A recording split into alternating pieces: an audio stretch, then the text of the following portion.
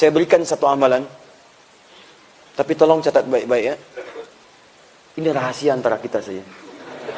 Tolong jangan dibagi orang ya. Mulai hari ini, cepat kerjakan amalan ini. Karena amalan ini satu-satunya amalan yang disebutkan dalam Al-Quran bisa merubah kondisi seseorang, bahkan lingkungan di sekitarnya menjadi lebih baik. Ini yang bisa merubah umat jahiliyah menjadi khairul ummah. Amalan itu tiada lain adalah amalan mencintai Al-Quran. Mulai sekarang ya cintai Al-Quran. Ada 3 amalan yang bisa dilakukan untuk mencintai Al-Quran. 1, amalan pertama mulai rajin membaca. Supaya kita kenal dengan Al-Quran. Ayo, dapatkan. Kedua, mulai mengkaji isi Al-Quran. Jangan-jangan selama ini kita baca tapi tak paham artinya. Ketiga, mulai dengan mengamalkan isi Al-Quran dan menjadi manusia Quran berjalan. Hafalkan dengan tujuan bukan sekedar hafal 30 juz. Tapi Al-Quran itu jadi bimbingan dalam hidup kita untuk menuntun kita. Jadi kemanapun ayatnya mengingatkan kita. Mau menatap, ayat mata hadir. Mau berjalan, ayat kaki hadir mengingatkan. Mau bergerak tangan, ayat tangan hadir mengatakan, kerjakan ini, tinggalkan ini. Kalau sudah begitu, maka janji Allah akan diberikan. Dan Nabi pernah menyampaikan dalam salah satu hadis yang sahih. Saya tutup ceramah kami dalam hadis riwayat Al-Bukhari. Imam Al-Bukhari menerima hadis ini dari Hajjaj bin Minhal. Hajjaj bin Minhal menerima informasi ini dari Syu'bah. Syu'bah menerima dari Alqamah bin Marthad.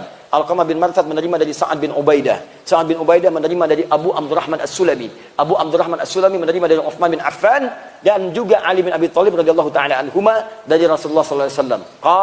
Beliau menyampaikan, perhatikan kalimatnya, khairukum man ta'allamal Qur'ana wa 'allama. Kalau ada orang baik, kata Nabi, maka yang terbaik di antara sekian yang baik itu adalah orang yang mau belajar Al-Quran dan mengamalkan isinya dalam kehidupan. Maka bagaimana cara belajarnya? Secara singkat. Tidak harus semua Anda buka pelajari. Kalau mau baca, baca semua khatam. Kalau mau hafalkan, hafalkan semua. Tapi kalau ingin praktekkan isinya, coba lihat apa yang kita butuhkan dan profesi apa yang kita jalani dalam keseharian. Bapak yang pedagang, keluarkan ayat-ayat dagang. Ayat bisnis. Bikin kelas.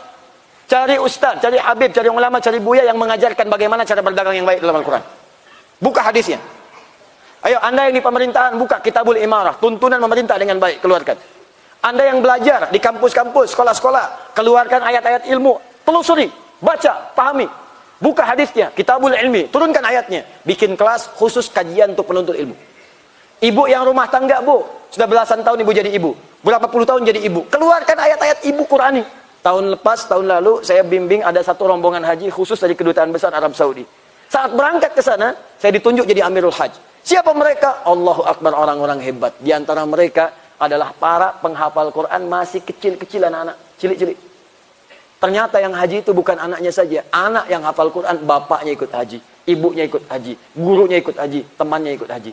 Bayangkan kalau satu bukit tinggi jadi ahli Al-Quran, keberkahan akan diturunkan cahayanya oleh Allah Subhanahu wa taala dari tempat ini.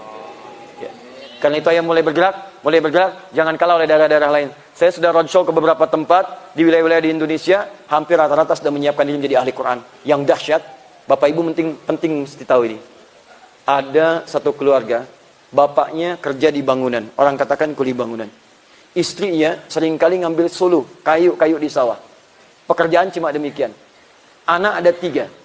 Yang dahsyat, istrinya selalu berkata kalau ada tamu, Masya Allah dijamu, semua ada makanan, minuman, ikan. Dan dia berkata, Alhamdulillah Abi kalau pulang bawa uang banyak, 500 ribu. 500 ribu untuk sebulan dan berkah hidupnya. Siapa mereka ini? Maaf, suaminya ternyata ahli Quran. Hafal Quran 30 juz. Istrinya hafal Quran 7 riwayat dengan sanad. Anaknya, 3-tiganya semua hafid, penghafal Quran. Dan Allah berikan kedamaian dalam kehidupan mereka. 500 ribu sebulan, terasanya banyak, habis-habis. Orang datang buah ada, orang datang ikan ada, semua nikmat. Jadi kalau Quran sudah turun, berkah semua kehidupan. Nikmat, enak, damai. Maka coba ayo mulai berlomba. Anak-anak kecil-kecil di Bekasi itu, usia 4 tahun, 5 tahun, sudah mulai. Sebelum maghrib sudah datang. Sebelum maghrib, pulangnya setelah Isya, 8:30 baru pulang. Apa yang mereka kerjakan? Ibadah, menghafal Quran, pulang. Ibadah, menghafal Quran, pulang. Ada anak kecil kemarin 7 tahun, sudah hafal Quran. Hafal Quran dengan nomornya, posisinya, dan tema ayatnya. Kami minta bacakan ayat tentang neraka. Langsung air matanya mengalir. Tak sanggup melanjutkan. Keluar. Ada yang hafal Quran 21 hari, 23 hari, 24 hari, 30 hari. Rata-rata sudah berlomba. Pertanyaan saya, saat mereka sedang mengejar surganya, Anda berada di mana pada saat itu? Silahkan kumpulkan dunia, tapi jangan lupakan akhirat. Supaya satu saat kita bisa kembali pulang dengan bekal yang cukup dan bangga di hadapan Allah Subhanahu wa taala. Kalau belum mampu berlomba dengan orang soleh mengumpulkan amal baik, maka berlombalah dengan para pendosa untuk mulai bertobat di hadapan Allah Subhanahu wa taala. Saya kira insya Allah nanti bertemu di Dangung-Dangung. Nanti saya bawa salah satu ahli Quran. Saya datang dengan tim dari ahli Quran juga. Itu kita ajarkan nanti cara menghafal Quran 30 juz dalam 30 hari. Nanti kita tunjukkan bagaimana caranya, bagaimana prakteknya, seperti apa jalannya. Mudah-mudahan saya ingin dengar satu saat lagi kemari, ada nanti pedagang yang sudah hafal Quran, ada nanti pengusaha yang hafal Quran, ada nanti siswa yang hafal Quran, ada ibu-ibu rumah tangga yang ahli Quran. Dan demi Allah, mudah-mudahan satu saat kita akan bergandengan tangan ke surga menghadap Allah sebagai ahli Quran dengan izin Allah Subhanahu wa taala. Takbir. Allah.